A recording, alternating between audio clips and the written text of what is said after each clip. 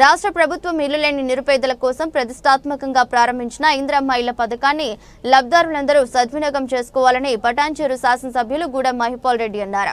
పటాన్చెరు మండలం చిన్న కంజర్ల గ్రామంలో ఇందిరమ్మ ఇళ్ల పథకంలో భాగంగా లబ్ధిదారుడి గృహ నిర్మాణానికి ఆయన శంకుస్థాపన చేశారు.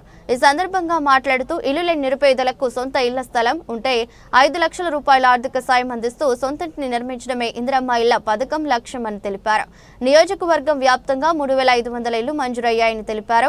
ప్రజా పాలనలో దరఖాస్తు చేసుకున్న వారిలో అర్హులైన వారిని గుర్తించి లబ్ధిదారులను ఎంపిక చేయడం జరిగిందని తెలిపారు. పూర్తి పారదర్శకతతో రాజకీయాలను అతీతంగా అర్హులకే వీటిని కేటాయించడం జరిగిందని స్పష్టం చేశారు.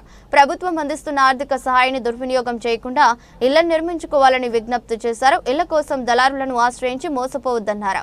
మొదటి విడతలో 2047 మంది లబ్ధిదారులకు ఇల్లు మంజూరాయని తెలిపారు. ఇళ్ల నిర్మాణ దశకు అనుగుణంగా నిధులు విడుదలవుతున్నాయని తెలిపారు.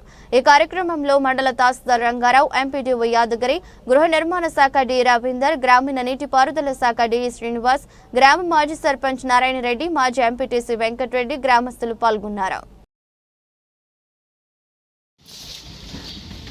వారు కట్టుకోవడానికి ప్రతి నియోజకవర్గానికి 3500 ఇళ్ళు ప్రభుత్వం తరఫున అలాట్ చేసి ఫస్ట్ ఫేజ్లో మనకు 2047 ఇళ్ళు శాంక్షన్ కావడం జరిగింది. టోటల్ నియోజకవర్గ స్థాయి మండలాలు కానీ గ్రామాలు కానీ జిహెచ్ఎంసీ కానీ మున్సిపాలిటీలు కానీ మొత్తం 3500 ఇళ్ళు ఒక నియోజకవర్గానికి శాంక్షన్ ఇవ్వడం జరిగింది. అందులో 2047 ఇళ్ళు శాంక్షన్ ఫస్ట్ ఫేజ్లో రావడం జరిగింది. ఒక ఇంటికి 5 లక్షల రూపాయలు. దాన్ని పూర్తి స్థాయిలో సద్వినియోగం చేసుకోవాల్సిందిగా మనవి చేస్తూ ఉన్నాం.